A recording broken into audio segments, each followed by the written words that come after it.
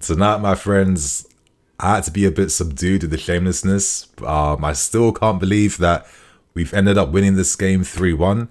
I think it's one of the most misleading 3-1 wins I've seen in a very, very, very long time. But considering the state of the season, I'll take these wins how they come right now. And you know what? It's actually nice to have a few positives because today players stepped up and they helped us get that win.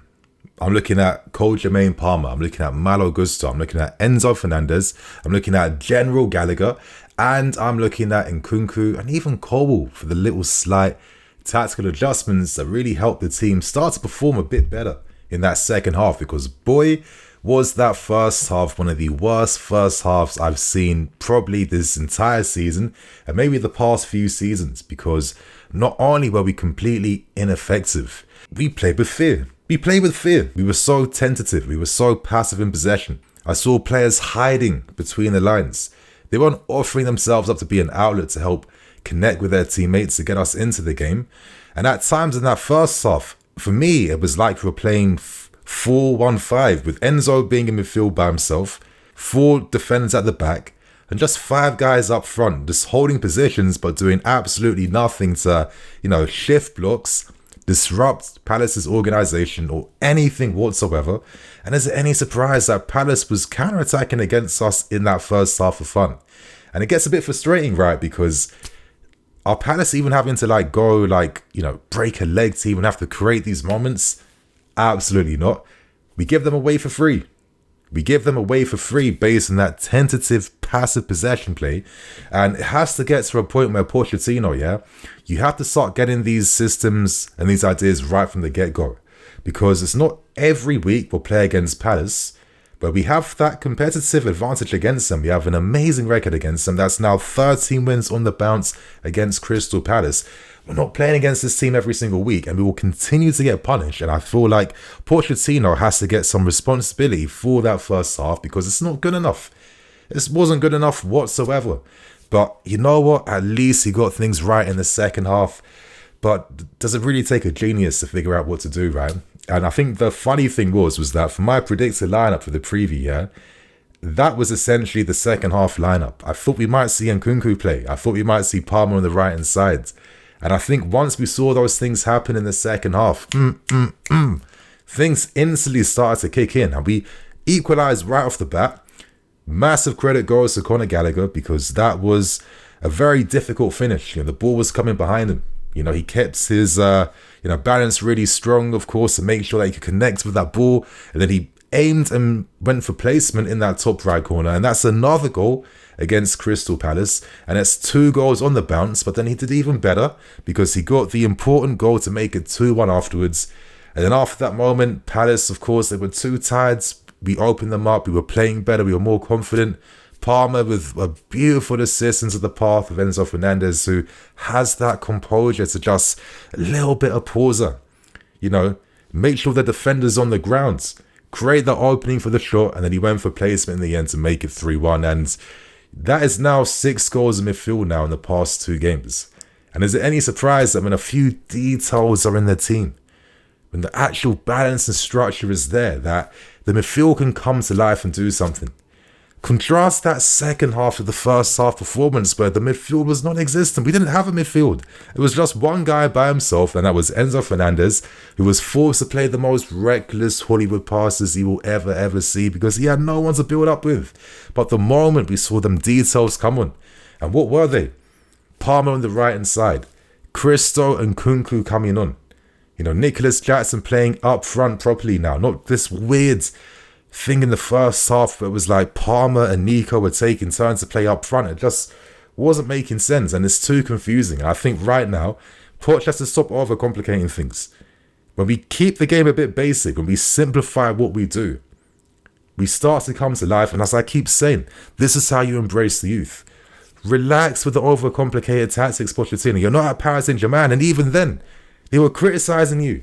The moment you left Paris Saint-Germain, I remember Verratti saying in an interview, finally we can start to play football. Finally we have an idea on how to break down teams that park the bus. So it's not looking good for you in those regards, because you're still seen as that manager that has absolutely no ideas against organised defensive structures, and that must improve, Pochettino. I'm sorry. It has to improve, because that first half performance is one of the, if not the worst performance of this entire season. And you can't be performing a half like that after the game we had against Aston Villa. That's on the manager right there. So I had to say my piece on that, because thank God for the player quality on show. And in the second half, my lords, I think one of the absolute stars, and you know what, I might even give him man of the match. I know Gallagher got 2 goals. I know Enzo scored. I know Cole Palmer was shining near the end. I'll discuss these guys even more, but I feel like Malo Gusto has to get a lot of credit, because he was our only main attacking threat and outlet that gave this team something to fight for in that second half. I mean, another assist for this season. I think that's 4 assists in 12 Premier League starts. I think that's like, what is that, 6 or 7 assists for the season now? I can't even remember top of my head, but he was a non-stop outlet, and he was so good bombing forwards, combining alongside Cole Palmer, that he was finally forcing Crystal Palace's wide players to track back. You know, I thought some of their guys was decent. I looked at Franca today. He's a talent. Watson, that guy I was speaking about in the news video, obviously they signed him from Blackburn. They look talented, but listen, we got the better prospects, we got the better players, and I think a lot of these guys was showing what they were really about in that second half, and I think a lot of that came through all the great foreign runs by Malo Gusto, who was a non-stop threat down that right-hand side, the timing of his runs in behind, the close control, the 1-2s, you know, constantly running in space, constantly stretching Crystal Palace, and no wonder the team had something to fight for after his beautiful cross to find Conor Gallagher. I think Malo goes 20 years old, this guy is. He's playing at a level that not many 20-year-olds play at. And to think that we have him and Reece James, it feels a bit OP.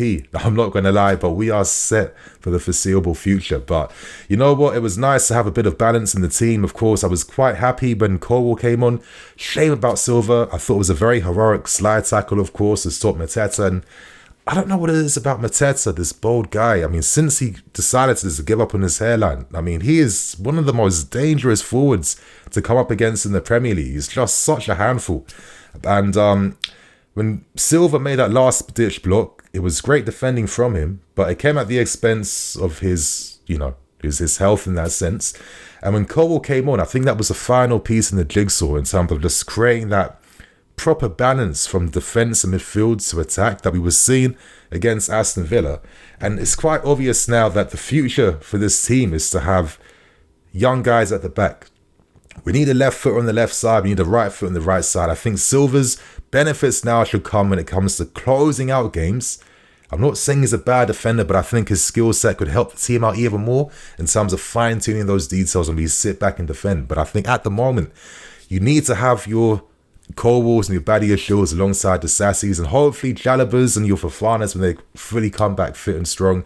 And I think for the final piece, that is Christo and Nkunku. Listen, the guy with his one-touch play, and you know what it is? It's his movement.